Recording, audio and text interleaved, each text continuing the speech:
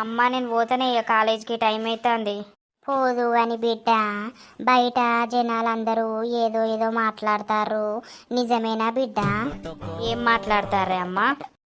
జున్ను ఉన్ను శ్రీను ప్రేమించుకుంటుర్రట కదరా బిడ్డ. ఏమోనే నాకు తెలియదు గసొంటి ముచ్చట్లు. అరే నువ్వెప్పుడు వానితోటే తిరుగుతావు, వానితోటే ఉంటావు, వానితోటే కాలేజ్కి పోతావు, నీకు తెలియదా బిడ్డ? అందరూ నిన్నే మధ్యలో ఉన్నావు అని అంటారు కదా. ఏ వాడాడ అన్నదాన్ని బతకరాపోయే వాడిని గుంజితే అంత చెప్తానా నేను? ఆడెవడే ఎవతే నీతోట అన్నది? నిజమే బిడ్డ, నువ్వు గసొంట్లల్లా ఉంటే మాత్రం అయ్యా నిన్ను సావనే కొడతాడు చెప్తాన్నా.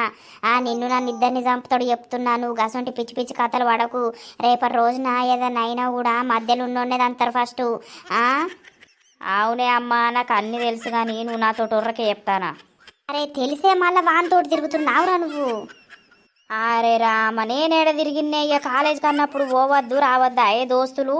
బిడ్డ మనం వాళ్ళ ఇంటి పక్కకు ఉన్నాం, రేపేదన్నా అయినా కూడా వెంకటేశ అంకులు చిన్నోడు కాదు.